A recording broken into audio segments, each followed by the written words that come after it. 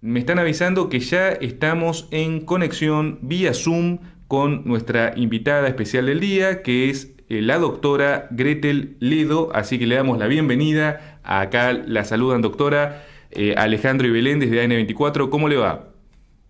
Muy bien, muy bien. Bueno, muchas gracias Alejandro y Belén por la invitación. Por favor, realmente un gusto tenerla en nuestro programa. Bueno, la hemos escuchado en otros ciclos. Aparte, quiero destacar, aparte ustedes desarrolla el periodismo, es columnista también en Perfil y en Radio Perfil.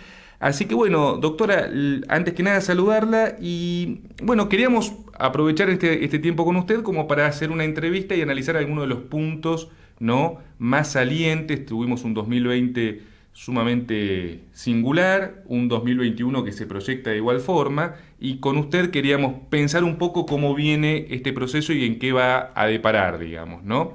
Y hay un tema que está que se está hablando mucho, y usted es justamente una de las personas indicadas para hablar de esto, que es el tema de la Agenda 2030.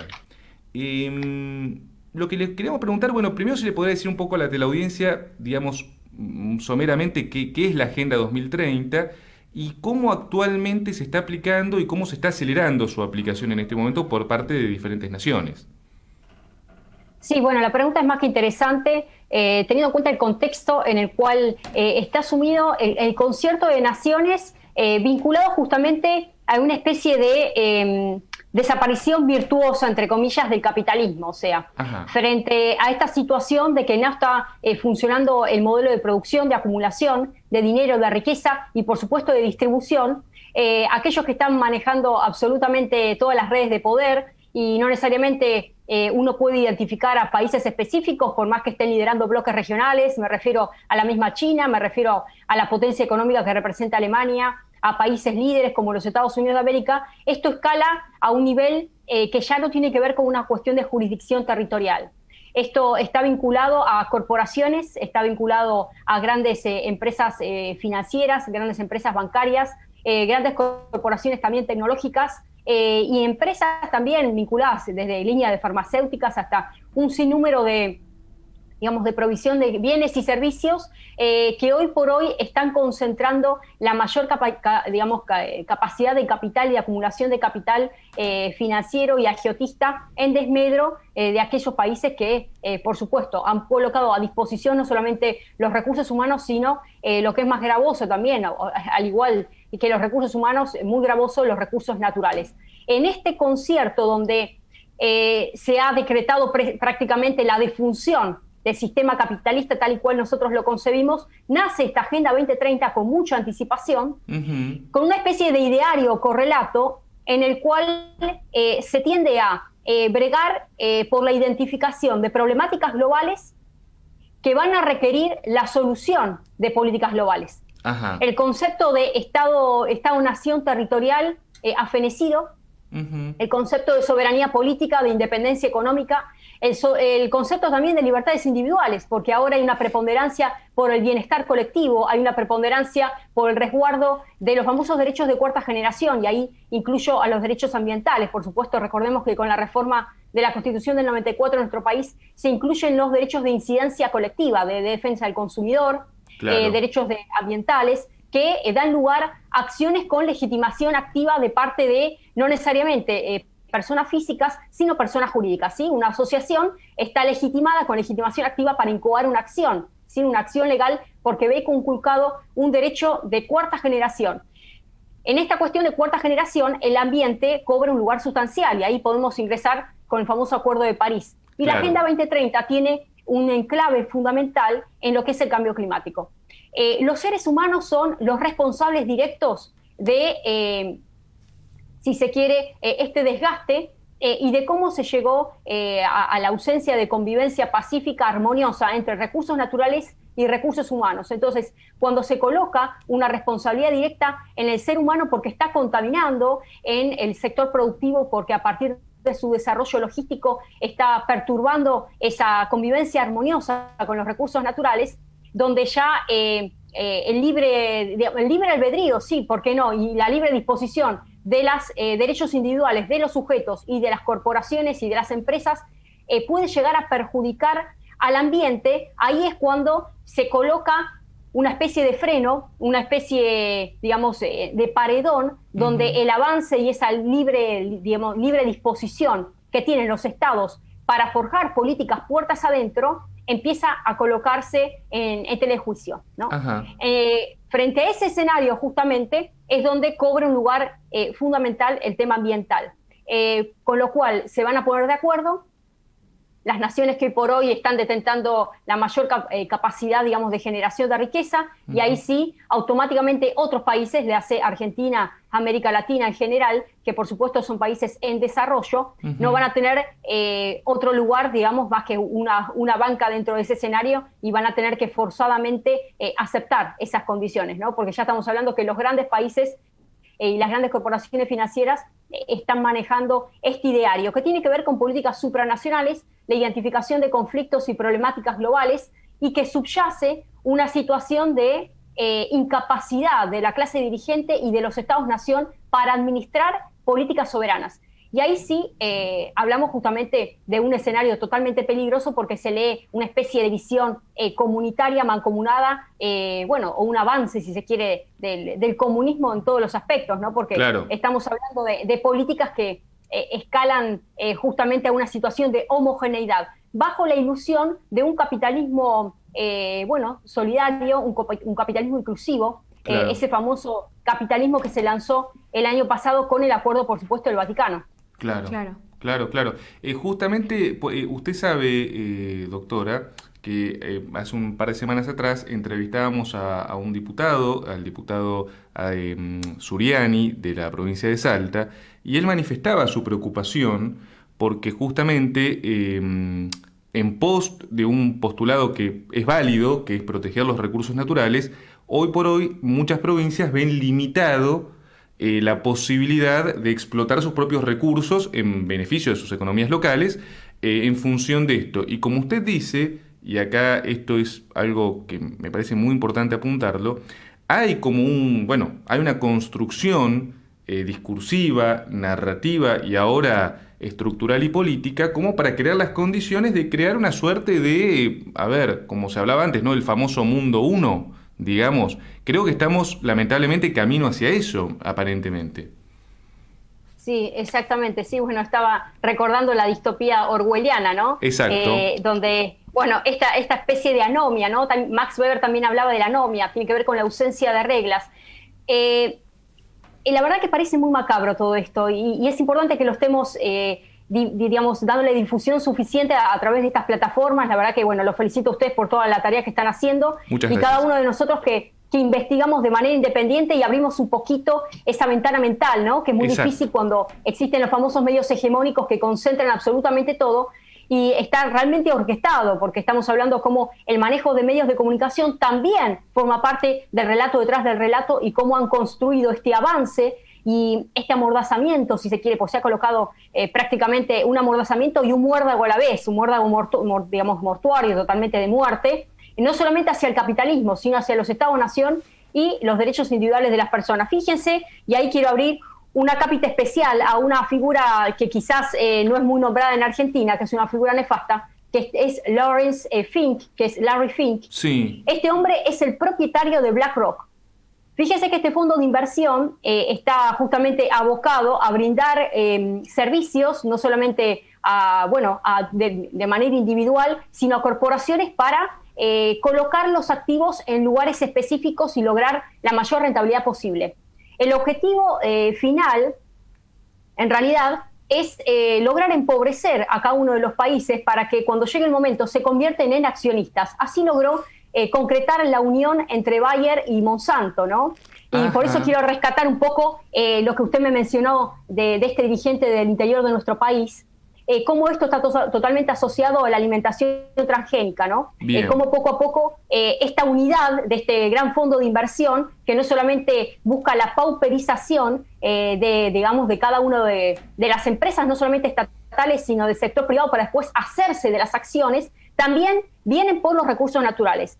Este gran fondo de inversión hoy está manejando más de $5 billones en todo lo que es acciones de todo tipo, y si tendríamos que hablar de un país, prácticamente sería una especie de tercer país más rico del mundo. O sea, fíjense el capital que está manejando. Y en Argentina es propietario de 28 millones de hectáreas.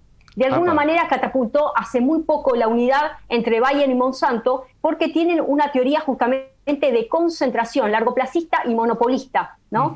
Eso está basado justamente en la potenciación de lo que es la agricultura industrial, los agroquímicos, que recordemos que hay una alteración genética en cada uno de los alimentos con una base justamente fundamental en lo que es agrotóxicos, el glifosato como base sustancial de todo esto, hace que de alguna manera se cree una especie de consorcio de rentabilidad donde después nos van a vender a través de Davos el fin de las carnes. Claro. ¿No? Porque también una de las consignas fue vamos a cambiar la alimentación, porque consumir carnes también contamina y tenemos que disminuir la huella de carbono, tenemos que disminuir la famosa huella ambiental. Y este objetivo que se ha propuesto también la Unión Europea para justamente el 2030, la eliminación de todo tipo de contaminación, ¿no? Eliminación cero de todo lo que es material de carbono, ¿no? Esa transformación que se requiere para el sector productivo, que se está migrando hacia una energía más sostenible, más limpia, una energía respetuosa del derecho ambiental, en realidad se está colocando en una entelequia superior el derecho colectivo, de incidencia colectiva, que es el derecho ambiental, en desmedro de los derechos individuales de cada uno de los sujetos, porque ahora también nos están pautando qué tipo de alimentación hay que consumir. Entonces, esto está todo basado y orientado hacia estos grandes fondos de inversión macabros. BlackRock, recordemos que es uno de los fondos que todavía no ha pactado y no se llegó a un acuerdo para la renegociación de la deuda. Exacto. Y son literalmente fondos buitres, ¿no? Son fondos buitres que cuando llega el momento van por el saqueo de la fertilidad del suelo, van por el envenenamiento de tierras y van por la modificación de patrones de consumo en lo que es la dieta, en la situación alimenticia. Hay un manejo totalmente en línea directa hacia justamente el empobrecimiento de la riqueza natural del suelo de cada uno de los países, hacerse de los recursos naturales y de las acciones, porque son fondos buitres que captan cuáles son los lugares donde hay que, no solamente aconsejar para realizar una inversión, sino literalmente hacerse de hectáreas, hacerse de acciones. Ese es el gran peligro que hoy corre la Argentina. Entonces, si uno se pregunta, ¿cambiamos de patrón de estancia? Y yo creo que sí. Claro. Ya hoy estamos hablando de cómo China, por ejemplo, está teniendo un plan de inversión, esto es de público conocimiento. Ahora se lanzaron 15 planes, hablamos de 30.000 millones de dólares en planes de todo tipo de inversión. Esta asociación ya arranca muchísimo en el tiempo. Si viajamos en el tiempo, ya con Menem arrancó esta asociación bilateral con China, pero recordemos que durante la presidencia de Cristina Fernández de Kirchner hubo una alianza que se llamó la Alianza Estratégica Integral, y hoy por hoy está repotenciado con el diálogo estratégico para la cooperación y coordinación económica, que incluye energía, infraestructura y transporte. ¿Es bueno o es malo? La verdad que sí, Argentina necesita inversión.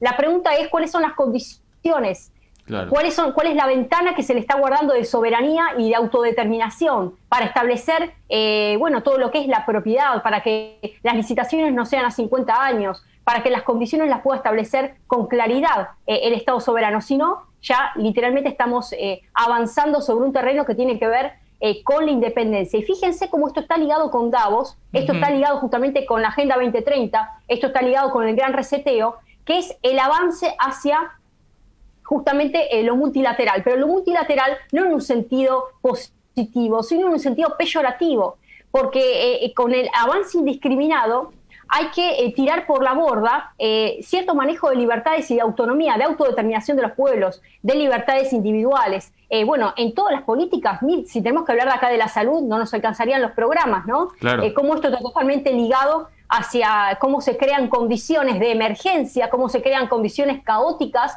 de ausencia de armonía social, de conflictos sociales, y por qué es necesario la preponderancia justamente de los organismos internacionales. ¿Por qué Naciones Unidas hoy cobra un escenario donde la OMS es autoridad válida? Donde justamente lo que es Naciones Unidas para la Educación también, lo que es UNESCO, y así podemos hablar con agendas enteras, agendas ambientales, agendas de ideología de género, agendas en materia de cómo se tienen que realizar la inversión, agendas de por qué hay que dejar o no de producir tal o cual, desde alimento o propender hacia determinados nichos específicos que están ligados con intereses corporativos.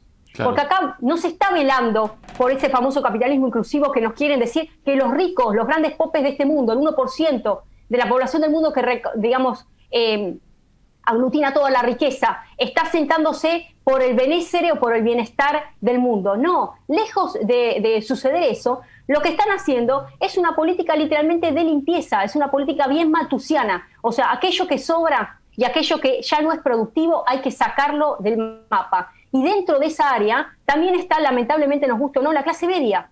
Por eso la famosa renta básica universal que se quiere estar estableciendo ya a partir de este año, se quiere estar instrumentando.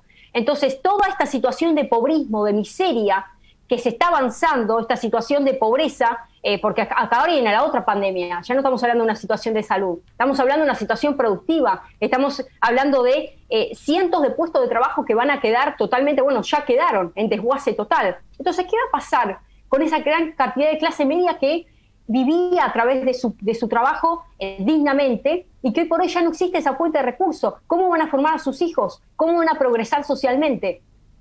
Claro. Estos grandes dilemas que se están abriendo en el campo social van a traer justamente una polarización absoluta, una fisura social, y por supuesto ya ni siquiera la política puede contener. O sea, si esto lo bajamos al plano político, el gran desafío que hoy tienen los partidos es cómo hacer para representar esa gran cantidad de polarización, esa desconfianza permanente y, por supuesto, ya ausencia de credibilidad absoluta. Porque acá no hablamos del gobierno actual, acá no hablamos de la oposición, acá hablamos de un modelo que escapa a la dimensión nacional. Hablamos literalmente del avance sobre el nacionalismo, el avance sobre el interés nacional. Estamos hablando de una agenda global, inescrupulosa, que se permea y que está de alguna manera filtrándose en todos los campos de la sociedad, en la educación, en el área ambiental, en el área de la formación de los hijos, en los valores, en los principios, en el área productiva, en el área de las inversiones.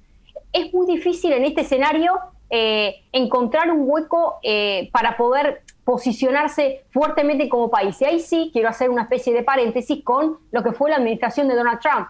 Fíjense lo difícil que fue para ese gobierno llevar adelante un programa totalmente independiente donde literalmente se plantó frente a un concierto y una filosofía, un modus operandi que estaba arrasando literalmente contra las individualidades. Eso es lo más peligroso. Fíjense que lo más sagrado que uno tiene para vivir en sociedad es el contrato social. Vamos un poquito a Thomas Hobbes. Claro. ¿No? ¿Por qué existe el contrato social? El contrato social justamente viene a regular esa indiscriminada, acaparamiento de libertades que se torna justamente en un avance sobre el derecho del prójimo a partir de un contrato, que es un acuerdo de convivencia social y pacífica. Ahora, cuando se está poniendo en tela de juicio ese acuerdo, ese marco jurídico, porque se está avanzando sobre la Constitución Nacional de los países, se está avanzando sobre las políticas de Estado, se está avanzando sobre los presupuestos, porque tampoco hay independencia a la hora de trazar un presupuesto nacional, porque también el presupuesto tiene que estar ajustado a lo que dicen los organismos internacionales, porque o cortan el crédito o pasa lo que pasa con España. España claro. En este momento está pidiendo la condonación de deudas. Fíjense, primero estuvo la Unión Europea, el BCE, la Banca Central Europea, poniéndose de acuerdo y ahora están en un grito. Están en un grito porque no saben cómo hacer frente a la situación de gobernabilidad, que por supuesto Sánchez es el alumno ejemplar de este gran nuevo orden globalista que se está imponiendo a toda costa, ¿no? España como una especie de conejillo de Indias, y Argentina lamentablemente está siguiendo un poco ese modelo.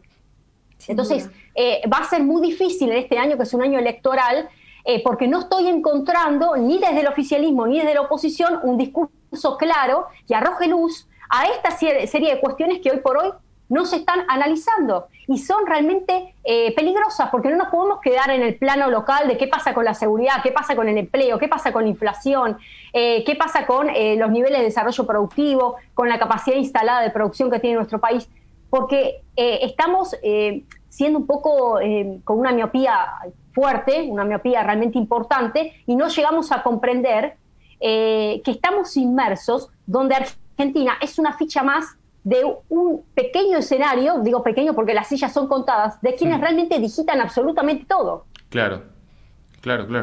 Y doctora, poniendo por ahí un poco la vista sobre la vida diaria de una persona, digamos, de clase media de la sociedad argentina, ¿qué puntos destaca que todos estos cambios globales a nivel mundial pueden alterar la vida diaria? En parte, bueno, usted mencionó la alimentación transgénica, mencionamos un poco el tema de la educación en cuanto a valores, pero ¿cómo ve usted que se está implementando y se va a hacer ese cambio en la vida diaria social de cada uno de nosotros?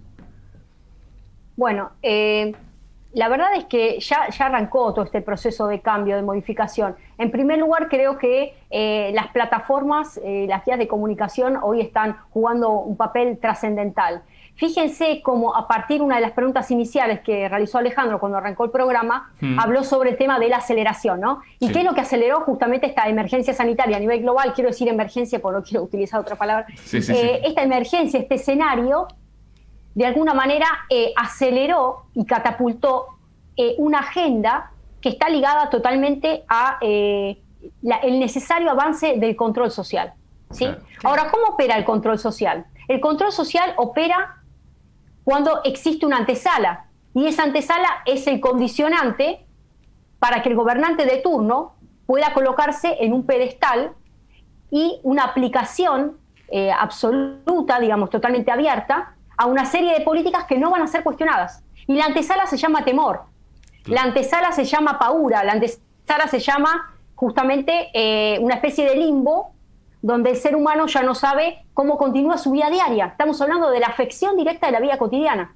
Claro. Entonces, cuando mi mundo, que es el que yo conozco, el mundo que me rodea, que está vinculado simplemente a mi trabajo, a mi fuente de ingreso, a mi familia, está vinculado a que los chicos puedan ir a la escuela de manera presencial, que es algo básico, formarse en una universidad, tener todo lo que es el mecanismo de sociabilidad, que es, digamos, más para la corta edad, es fundamental en un niño, en un adolescente, en un joven.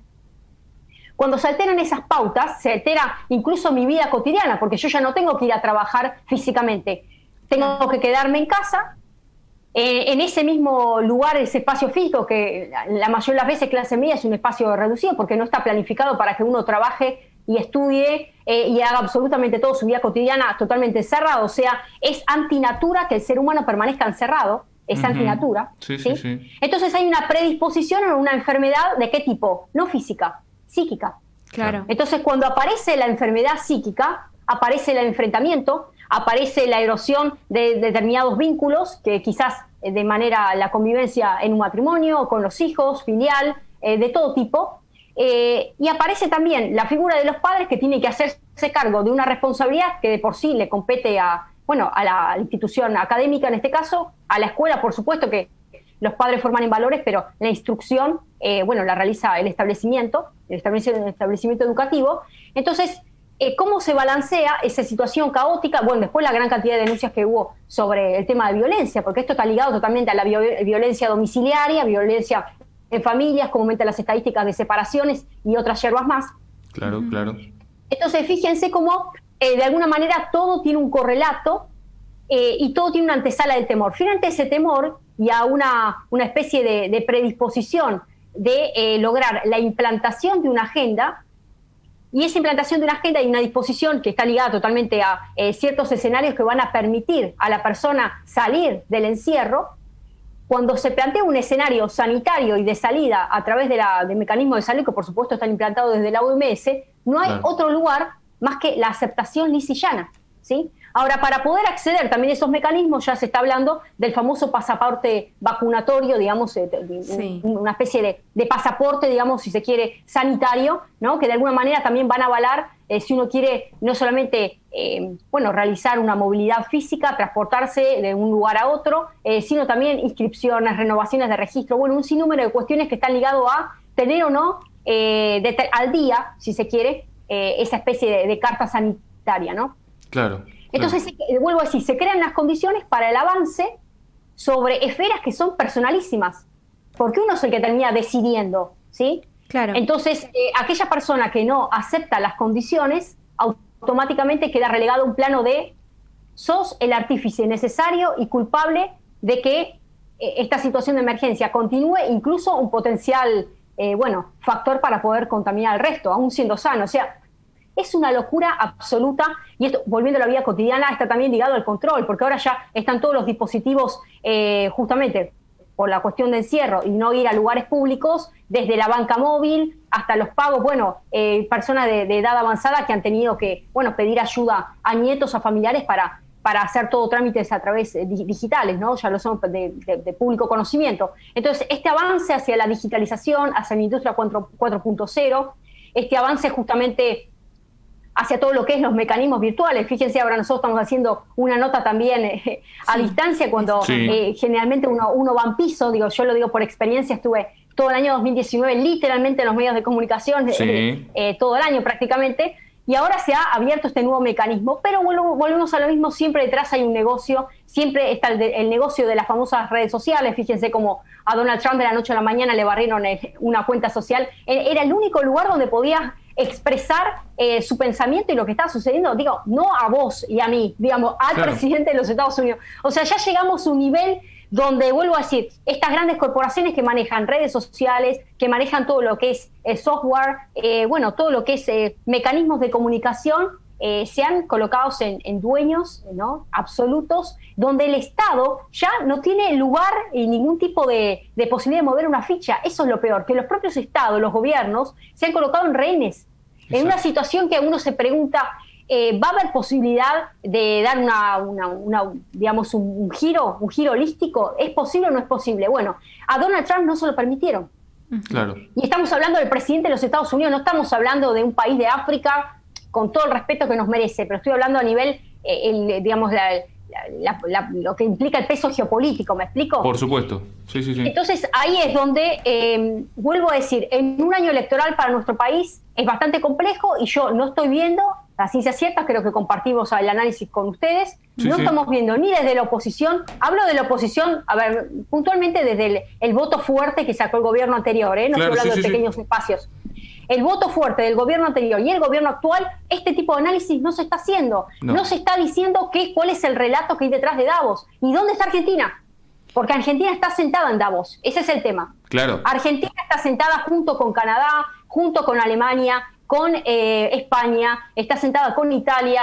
Estoy hablando de países de primer nivel, a nivel de generación de riqueza, y Argentina está sentada en ese lugar, ¿no? Después podemos hablar de una cápita aparte con Brasil, una cápita aparte con lo que fue la presidencia de los Estados Unidos anterior a esta gestión, y también un poco Rusia, que tiene ciertas cuestiones que son para rescatar, ¿no? Seguro. Y en función de esto que usted menciona, que no ve que haya una propuesta, para dar frente a toda esta situación internacional, ni en el oficialismo, ni en la oposición, ¿qué medidas políticas usted encuentra oportunas para hacer frente a la situación hoy desde nuestro país? Bueno, la pregunta es interesante. A ver, yo creo que el mayor desafío es que dejemos de hablar de intereses pequeños de partidos políticos. Bien. Acá tenemos que empezar a hablar del interés nacional. Bien. ¿Sí? Acá tenemos que hablar de la esencia del ser argentino. Tenemos que enamorarnos de nuestra patria. Y esto que parece totalmente idílico, no. Pareciera mentira, pero hay que volver a esa raíz. Así como esta gente apela a que el capitalismo está extinto, de que queremos un capitalismo más inclusivo, y lo sientan a Bergoglio, o sea, se comprometen y lo sientan a Bergoglio para decir, bueno, ya está, si lo dice su santidad, claro, ya está, o sea, lo tiene todo armado. Así como ellos apelan a la santidad, nosotros tenemos que apelar al ser nacional. Bien. Acá tenemos que apelar a esa construcción identitaria que nos va a colocar con las agallas suficientes de que cuando llegue el momento de que vengan inversiones externas directas, que por supuesto hay que abrir las puertas, por supuesto que las necesitamos, sepamos desde dónde se defienden, cuáles son las cuestiones que hoy por hoy no son negociables, que tiene que ver con las fuentes laborales, que tiene que ver con las condiciones laborales, que tiene que ver con los derechos adquiridos, ¿no? Convengamos que ya desde lo que fue la Constitución del 49 en su momento, ¿no? Sí. Los derechos sociales, ¿no? Esos derechos sociales justamente son la gran riqueza que tiene nuestro país, ¿no? Claro. Y justamente despierta mucha envidia, porque cuando llega el momento vienen acá los inversionistas y no les es tan fácil jugar con las condiciones laborales de nuestro país. Exacto. Que así ocurre en otros tantos países, ¿sí? Fíjense como Chile se ha jactado durante años sobre cómo ha crecido económicamente, cómo forma parte de una alianza con el Pacífico. Digo, ¿cómo estalló todo? Sí. cuáles son los niveles de distribución, cuáles son los índices Gini, cuáles son los índices que justamente hablan esa gran brecha entre la clase más pudiente y la clase de menos recursos. Yo he estado en Chile, he hablado me gusta hablar con jóvenes, y me han dicho que ha sido una osadía total, no han podido estudiar en una universidad, que la verdad que en Argentina el nivel de excelencia que hay acá en formación de la universidad pública es realmente chapó, digamos, lo sabemos perfectamente, de puro conocimiento, las estadísticas, la formación, cómo vienen acá para formarse y después, migran a otros países. Entonces, cuando uno detecta cuál es el horizonte, que tiene que ver, vuelvo a decir, con la defensa irrestricta del interés nacional en todos los campos, en la educación, en la ciencia, en la tecnología, en materia de derechos sociales, derechos laborales, y también en una mesa de diálogo interesante también con el sector productivo, que entienda que no solamente la rentabilidad en su máxima expresión, donde hay un Estado totalmente mínimo, no va a garantizar justamente la defensa justamente de ese interés nacional, por una cuestión básica de naturaleza jurídica propia del sector privado. Si dejamos al sector privado al libre albedrío, digo, ¿qué nos va a garantizar que van a velar por el interés nacional? Entonces, el Estado tiene que estar presente, no un Estado totalmente elefantiásico, no un Estado justamente que bregue por el clientelismo barato, sino un Estado justamente que sepa dar la directriz, el norte, el horizonte de desarrollo, ¿no? De empuje de desarrollo productivo de las fuerzas vivas de nuestro país, en la economía real puntualmente, dinamizador del sector productivo, y cree y facilite las condiciones desde una reforma tributaria, desde una reforma impositiva. O sea, hay que crear justamente las condiciones para que todos los sectores puedan convivir de manera armoniosa, ¿sí? Esa convivencia armoniosa y pacífica se da con un Estado totalmente deslindado de Davos. Claro. Se da con un Estado deslindado de la Agenda 2030, ¿sí? Del gran reseteo, del gran reinicio, donde pareciera que la gente mayor de edad ya literalmente ocupan un espacio que, como la PEA, que es la población económicamente activa, no es lo suficientemente fuerte como a soportar a la población pasiva, la situación pasiva hay que borrarla, ¿sí? Entonces, esa situación de borrar del mapa a quienes hoy no producen, porque hay una filosofía de borrar del mapa, hay una filosofía de que hay que llegar con este programa sanitario a ese sector. ¿Y por qué ese sector? Justamente porque ese sector. ¿Está probado que se puede llegar a resultados positivos con este programa sanitario? ¿O estamos bajando la agenda literalmente del OMS para también crear las condiciones para que el FMI rápidamente pueda estar llegando a una especie de reestructuración o renegociación de la deuda? Fíjense qué amañatado está nuestro país,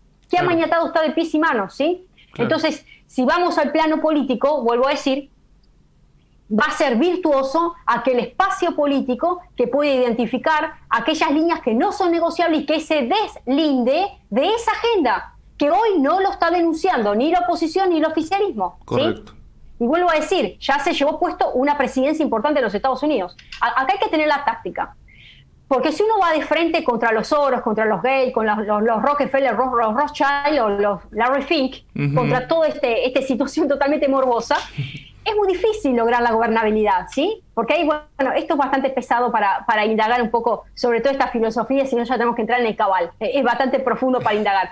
Pero lo que voy es, tenemos que entender que este es un año importante para nuestro país. Y es el momento, pareciera que no, pero son elecciones de medio término y la verdad que son interesantes para, están preparando el escenario para el 2023. Correcto. Así que no es una elección más, ¿eh? Así Correcto. Que la ciudadanía tiene que ser consciente. Primero, no entrar en la situación de divorcio absoluto, porque si no, sí, se logró el plan de esta gente. Claro. El plan de esta gente, a través de se han infiltrado, porque han financiado, ¿sí? Como pasó con el movimiento Black, la situación de los negros en los Estados Unidos y tantos movimientos más, el feminismo acá en Argentina. Esta gente recibe donaciones, por no decir donaciones por otra palabra, con cargo, de afuera. Entonces, esta situación, que justamente se vale de esta pulverización y este resquebrajamiento social, hace que se crean las condiciones de un Estado totalmente totalitario, que es lo que está pasando. Yo no estoy hablando, no estoy diciendo que el gobierno, por favor, no se me entienda mal. Yo estoy queriendo decir que la implantación de esta agenda, literalmente hecha, digamos, mano y con una profundidad tan fuerte que ha movido los límites de lo que se concebía como familia, los límites de los valores, de lo que es el desarrollo productivo, de la soberanía política, independencia económica, o sea, de la Constitución Nacional. O sea, literalmente se ha llevado puesta nuestra Constitución Nacional. Sí. Bueno, ni hablar con el tema del aborto. Entonces, cuando se avanza sobre los tratados constitucionales, sobre la esencia de la vida, qué significa una persona por nacer, cuáles son los derechos. Incluso una persona por nacer también recibe una herencia, porque es sujeta, fíjense lo que dice el Código Civil, o sea, vamos a leer un poco de leyes, ¿no? Claro, claro. Entonces, ahí es cuando se está avanzando sobre toda la normativa, literalmente se está abusando y se está creyendo de que la ciudadanía come vidrios. Acá la ciudadanía no come vidrios, pero ¿cuál es el problema? El problema es que los políticos, o sea, los parlamentarios que están sentados allí, no nos están representando. Porque si uno hace un sondeo en el interior del país, la mayoría del país está en contra de la situación de ideología de género, feminismo, aborto y otras hierbas. ¿Y pero qué pasó? La comidilla de la clase política que está sentada ahí se ha divorciado, ha decidido divorciarse, intereses de por medio, financiamiento de por medio, de la sociedad civil. Claro. Entonces la sociedad política ha traicionado justamente el interés nacional. Por eso vuelvo a decir, las elecciones de medio término no son poca cosa. Porque después cuando llega el momento, lo peor de todo es que tenemos que esperar una acción de amparo, tenemos que ir a la Corte para retrotraer todo un proceso que ya está legislado, aprobado por ambas cámaras y promulgado por el Ejecutivo. ¿Me explico? Sí, sin duda. No, mire, coincido plenamente con el análisis que está haciendo y es verdad. Y justamente me gustaría, porque hay un tema que, bueno, del cual usted es una experta también en el análisis, que es la preocupación legítima que en el marco de todo esto también genera el avance de China, porque usted hace un ratito comentó todo lo que es, digamos, el avance a nivel infraestructura, que estamos entrando, nos hicieron ingresar en la famosa nueva ruta de la seda, digamos, para sacar nuestros recursos y llevarlos hacia el Pacífico y más específicamente hacia China. Justamente una preocupación que creo que todos deberíamos tener es que los grandes partidos políticos no solamente no hablan de China como un peligro, sino que lamentablemente muchos tienen algunas alianzas económicas, digamos, ¿no? Y justamente le quería preguntar cómo usted ve el papel hoy de China, digamos, como digamos, régimen aparte que ha creado una especie de colectivismo forzoso permanente, y si ese modelo chino es un poco, en su consideración, si estoy equivocado o no, yo un poco veo que es lo que se quiere implantar a nivel mundial en algún momento, ¿no? O sea, China como modelo de desarrollo a nivel global. ¿Podría ser eso el objetivo también? Sí, exactamente. Bueno, convengamos que China está jugando un rol sumamente preponderante en el concierto de Naciones Unidas, en todos los organismos internacionales, se ha filtrado tremendamente, absolutamente, la vienen haciendo muy bien. Los chinos tienen una filosofía que tiene que ver con el largoplacismo, tiene que ver con grandes acuerdos, grandes marcos, grandes MOU, que son los memorandos de entendimiento, que trascienden las gestiones de turno, trascienden los colores políticos, las ideologías. Tiene que ver con una construcción y un andamiaje jurídico que cuando llega el momento se apela a ese antecedente para ir reforzando piano a piano la relación bilateral. Y eso es lo que viene haciendo Argentina, no solamente en China, no solamente en Argentina, sino en países de manera específica. Bueno, ha movido, si se quiere, de la pieza de tablero, digamos, a Brasil como principal socio comercial en la relación bilateral con Argentina y también con Uruguay, y así con tantos países. De hecho, es la mayor preocupación en la Unión Europea.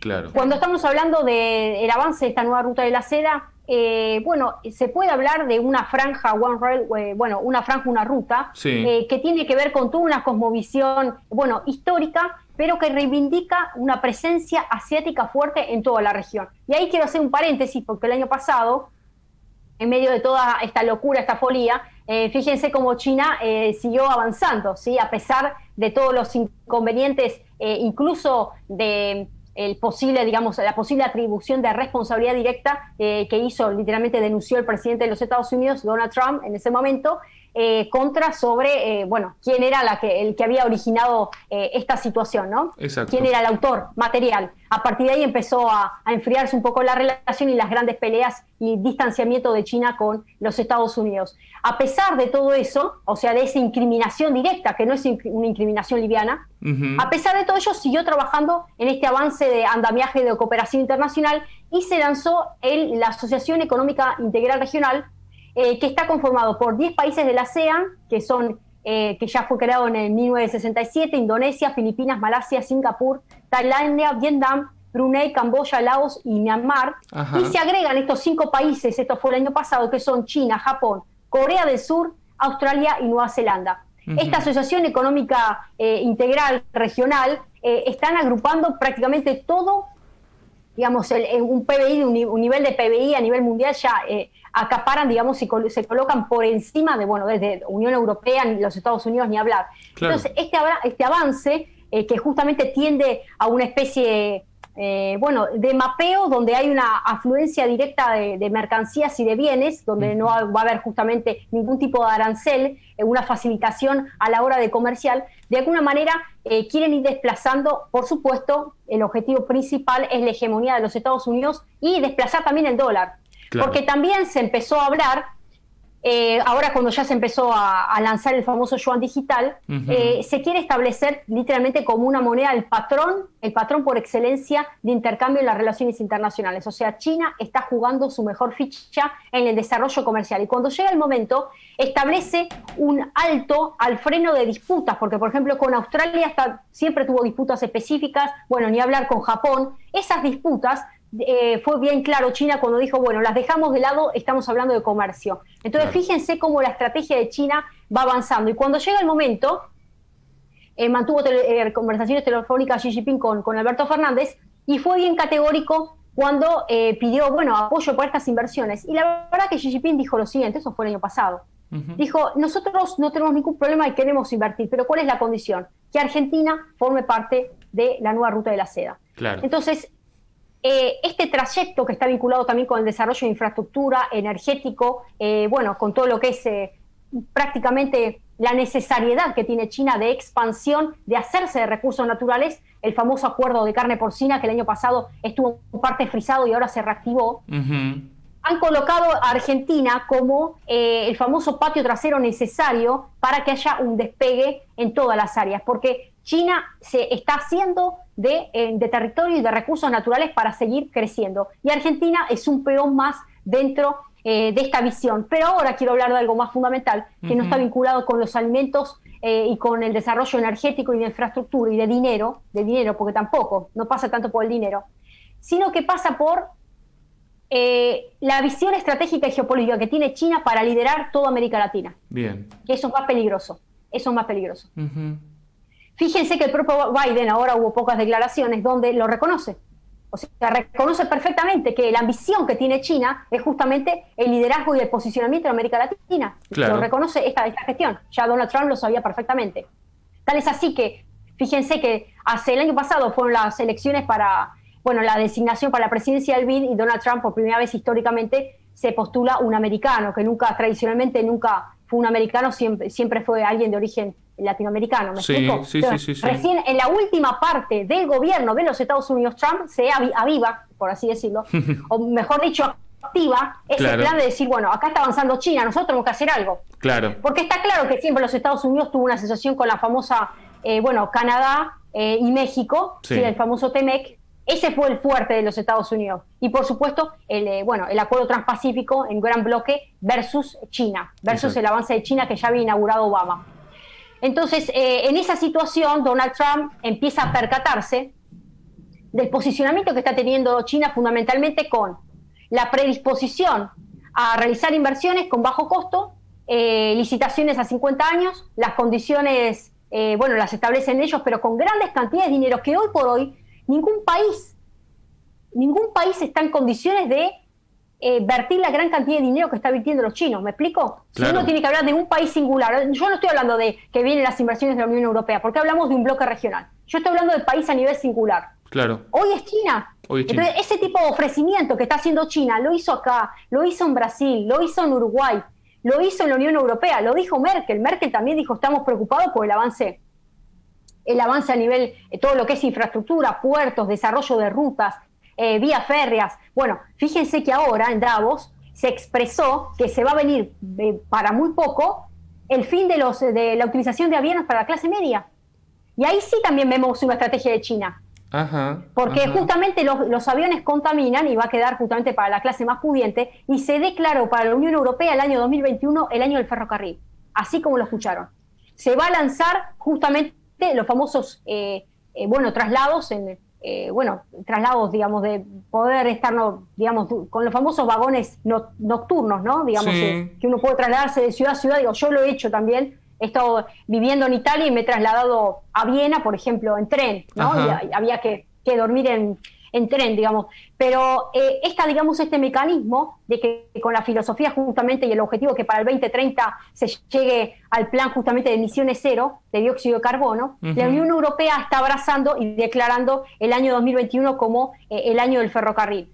Suecia restableció la ruta internacional, tienen la famosa neutralidad para el carbono, y bueno, está dentro de esta filosofía con el avance del ferrocarril que por supuesto hoy lo está liderando China, ¿no? Fíjense cómo todo hay una concatenación impresionante, ¿no? El fin de las carnes, el fin de los ferrocarriles, el fin de los aviones, el fin del capitalismo, ¿no? Entonces, el mundo feliz que ellos nos están planteando justamente, está vinculado a la ausencia de la propiedad privada. Claro. El mundo feliz, ya nadie es dueño, pero ni siquiera no de la propiedad privada, del cuerpo. Claro. Yo ya no soy dueño de mi cuerpo. El cuerpo es utilizado como un dispositivo social, ¿no? Habrán leído Foucault, Michel Foucault, Vigilar y Castigar. Entonces, cuando el cuerpo es utilizado como una especie de dispositivo social, donde hay un bien superior para ser cuidado, ese bien superior tiene que ver, con justamente hoy por hoy el tema de la salud. La salud hoy se ha desdibujado la órbita de la salud. ¿Hasta dónde yo puedo disponer o no de mi cuerpo? Entonces, si yo no me apego a determinada filosofía o modus operandi de implementación de política pública, automáticamente soy una persona irreductible, soy una persona contestataria y puedo ser no solamente escrachada, separada, sino poco a poco, a partir de esta idea de control de los medios justamente, los medios que estamos hablando de comunicación y con todo esto de las redes sociales y demás, que está totalmente ligado a los modos de pago totalmente electrónicos, a la famosa billetera electrónica que se va a implementar, a la famosa libreta sanitaria también electrónica. ¿Me van siguiendo todo el relato? Sí, entonces, todo este relato hace que exista una especie de gran hermano, que está vinculado a el dispositivo de control absoluto, la tiranía, el totalitarismo, porque existe la antesala, y esa antesala tiene que ver con el caos social, con el miedo irreductible psíquico que desarrolla el individuo frente a la ausencia de claridad del horizonte de vida cotidiana. Entonces, cuando yo no tengo claridad sobre cómo continúa mi vida, yo voy a tener trabajo el mes que viene, pues ya ni siquiera hablo del año que viene, el mes que viene. ¿Sigo o no sigo? ¿O estoy esperando el telegrama de despido? Claro. El mes que viene los chicos, ¿van a la escuela o no van a la escuela? Claro. ¿Me van a obligar o no a implementar tal o cual medida en materia sanitaria? Porque si no, no me puedo trasladar, yo ya no puedo visitar a un pariente, no puedo irme a otro país, porque ahora ya con esto, con el famoso fin de los aviones, olvídense, o sea, el fin de los aviones ya, digo, Argentina está ubicada en un lugar al fin del mundo. Claro. Digo, olvídense de los viajes a Europa. Claro. ¿Sí? Entonces, hay toda una situación donde se ha creado un famoso mundo feliz para los que maneja BlackRock, digo, por así reducirlo, para todos aquellos que manejan absolutamente las riendas del poder, y donde los peones, que a nosotros tanto demonizamos los famosos apellidos como Soros y como Gates, son simplemente peones de otras personas que escalan a otro nivel, y esas personas se pueden llevar puestos gobiernos, se pueden llevar puestas presidencias, esas personas pueden entrar y hacer fraude electoral, esas personas ingresan a los programas educativos, ingresan a los presupuestos nacionales, ¿sí? Entiendo. Ingresan a las libertades de cada uno de los diputados, que de la noche a la mañana estoy en contra del aborto y el otro día estoy a favor del aborto, ¿sí? Claro. Entonces vos no podés estar de un día para otro a favor o en contra de un tema, porque estamos hablando de una cuestión, uno ya tiene una tesitura, uno sabe, ¿defendés o no defendés? Respetando, podés estar a favor o en contra, no puedes cambiar de un momento a otro el voto, no lo puedes cambiar. Claro. Entonces ahí es cuando escapa, digamos, y hay otro tipo de análisis, ¿no? Usted sabe, doctora, que justamente la estábamos escuchando con atención, este tema de la aviación también forma parte de una forma de aislamiento, ¿no? Aislamiento global, ¿no? En algún punto, porque vuelven las distancias a ser cada vez más largas y supuestamente se acortarán con la digitalización, según ellos. Pero lo que usted comentaba también es, y digo que la teleaudiencia lo tiene que saber, que toda esta política que se aplica en América Latina, China la aplicó en África. Y África hoy por hoy está colonizada por China y la Unión Africana está ahogada con préstamos con China. Y bueno, justamente por eso es la gravedad, como usted bien señala. Lamentablemente la administración de Joe Biden parece estar muy comprometida con avanzar con esta agenda, porque incluso uno ha observado en los últimos discursos que digamos, sobre todo Obama, apuntó mucho contra Rusia, apuntó contra Turquía, apuntó contra India, contra lo que ellos llaman la extrema derecha de Europa, pero, por ejemplo, uno observa que con respecto a China, digamos, poco y nada, digamos, ¿no? Incluso la actual jefa del Tesoro ha dicho que China puede ser considerado un aliado. Entonces hay una suerte de compromiso a nivel, digamos, de la parte de las superioridades de este orden mundial, que parece que están todas muy, muy interesadas en que esto siga este curso que usted está comentando. Sí, sí, totalmente. Bueno, ahí lo que están mencionando es más que claro. Acá está buscando justamente una de las frases del foro de Davos, donde justamente Xi Jinping tuvo un lugar preponderante, y se dijo lo siguiente: en el 2030 no tendrás nada y serás feliz, ¿no? Es una justamente de las predicciones que avanzan sobre esto, no solamente la propiedad privada, que hoy por hoy, justamente el PSC es uno de los, diría el ejemplo, no uno, es el ejemplo del avance del control absoluto, ¿no? Porque con el avance justamente de la digitalización y de este control, esta digamos, veeduría que se está haciendo de manera permanente, no solamente controlan tu modo de pensar, sino la administración del ingreso y la aplicación a trabajo, la movilidad, absolutamente todo, la recomendación, incluso si uno quiere comprar alimentos, porque ya detectan si has comprado un poco más de alcohol de lo permitido o algo que quizás puede llegar a ser contraproducente, incluso el mecanismo de la famosa denuncia que ocurre de vecino a vecino. Y eso ya existe en Occidente. Claro. Eso es lo más perjudicial, porque quizás uno se horroriza con lo que está sucediendo en China, pero literalmente ya está sucediendo en Occidente. Quizás de manera más camuflada, lo queremos llamar Davos, lo queremos llamar gran reseteo, pero literalmente es la filosofía y el ejemplo más acabado es lo que sucede puertas adentro en China, ¿no? Bueno, acá lo que dice es, en China estamos siguiendo el camino hacia un país socialista moderno. Ahora desempeñaremos un papel más activo para fomentar una globalización económica mundial que sea abierta, inclusiva, equilibrada y beneficiada para todos. Ahora, la pregunta es, ¿qué tipo de inclusión cuando estamos hablando de un país que avasalla los derechos humanos? Claro. Y esa es una de las cuestiones que en ningún país, o sea, no se está denunciando abiertamente, ni siquiera está el Vaticano expresándose al respecto, y cuando llega el momento uno coloca en tela de juicio si hay algún tipo de financiamiento o algo por el estilo.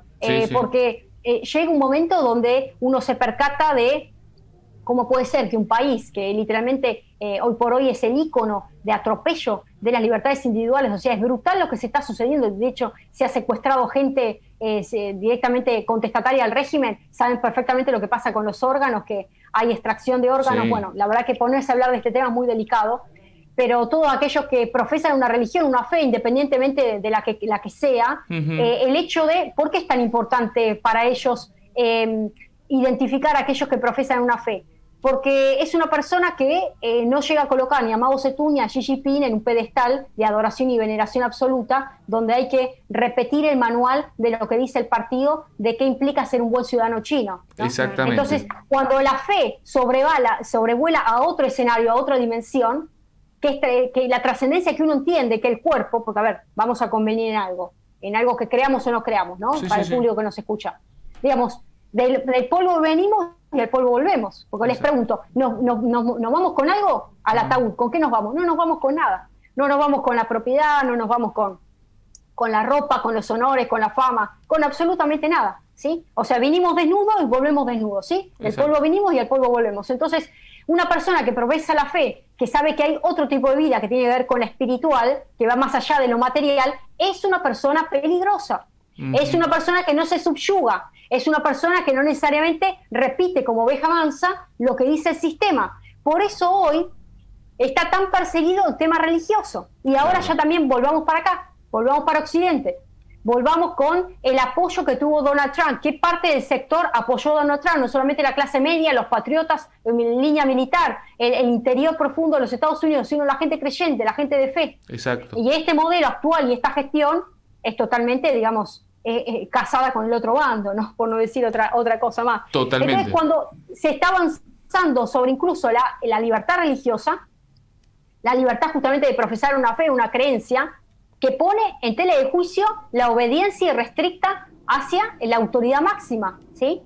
Más allá de que hay que respetar a las autoridades, pero ¿qué pasa cuando esa autoridad va contra, digamos, con contra, digamos, la propia esencia y la identidad de lo que uno cree, cómo se tiene que desarrollar la vida, ¿no? Digo, vamos puntualmente a China. Ustedes saben que han colocado imágenes, han invertido el PSG tanto dinero, colocando imágenes y estandartes de Mao Zedong y Xi Jinping en iglesias. Incluso las iglesias han tenido que modificar las propias Biblias, han colocado una Biblia a la manera y aprobada por el PSG. O sea, es aberrante lo que está sucediendo, ¿no? Está sucediendo eso.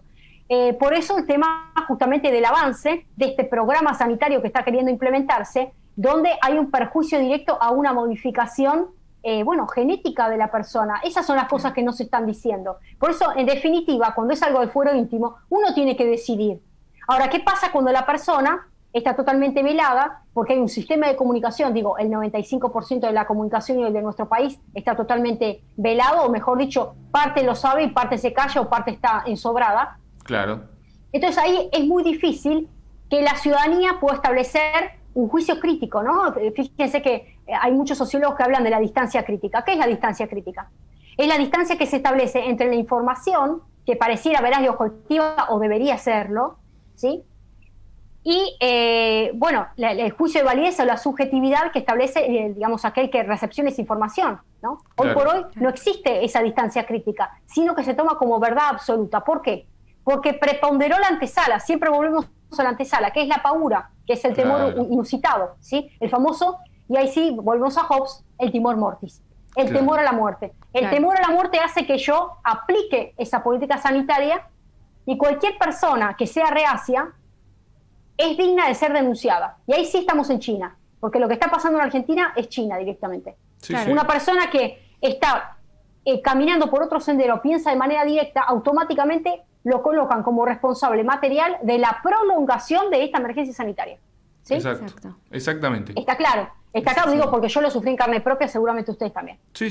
Claro. Entonces ahí es cuando vemos la ceguera, la necedad, y por eso hay que alertar a la ciudadanía que no hay que consumir absolutamente todo lo que los brindan los medios de comunicación oficiales, sino que hay que ver este tipo de plataformas, como el canal de ustedes, plataformas alternativas que por lo menos abren una ventana de análisis a otro panorama que se llama el relato enmarcado. Claro. ¿Sí? Claro. El relato detrás del relato, ¿sí? Siempre en la vida hay que encontrar el relato detrás del relato.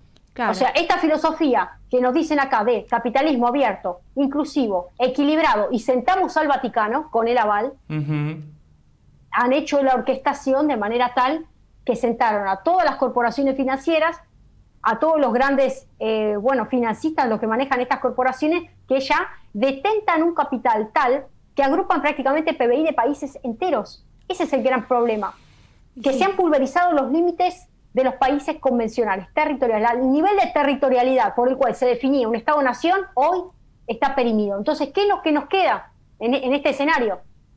En este escenario trágico, nos queda volver a la esencia, nos queda volver a lo nuestro, volver a la defensa irrestricta de nuestro interés nacional, de nuestro programa y nuestro diseño, amar lo que tenemos, amar nuestra gente, amar nuestra identidad nacional y tener un programa que no se mueve por nada en el mundo. Y aquella persona, aquel país que quiera venir a invertir, las condiciones son, este es el marco, pero el marco tiene que estar definido y deslindado de esa agenda globalista antipatriota. Perfecto. Exacto. Y también, que justamente, digamos, para cerrar también, esta defensa del interés nacional lleva consigo la defensa de la libertad individual, que es lo que más en juego está. Doctora, le agradecemos mucho, la verdad, su tiempo y la claridad de los temas abordados. Nos gustó mucho, la verdad, esta entrevista. suponemos que a la audiencia también. Apasionante, la verdad, una cantidad de definiciones clarísimas. Y bueno, y esperamos tenerla nuevamente con nosotros para próximas entrevistas. Realmente, doctora, estamos muy, muy agradecidos por la claridad y bueno, justamente como usted definió en un reportaje, yo escuché varios, que usted justamente digamos, como profesional de los medios de comunicación, también está volcando su tiempo en medios alternativos para poder profundizar estos temas, así que le estamos muy agradecidos por esta oportunidad. No, gracias a ustedes, la verdad, y como bien mencionás, tuve que hacer un stop que la verdad que me permitió, frente a esta ventana de la emergencia, me permitió ver esa otra contracara, empezar a investigar en profundidad y a difundir, porque esa es nuestra labor, ¿no? Esto es una especie de apostolado llamado, es un ministerio que tenemos a la verdad, a la búsqueda de la verdad, así que de eso se trata. Bueno, muchas gracias por la invitación. Muchas gracias, doctora. Bueno, será hasta la próxima oportunidad. Bueno, muchas gracias. Hasta luego. Hasta luego. Hasta luego.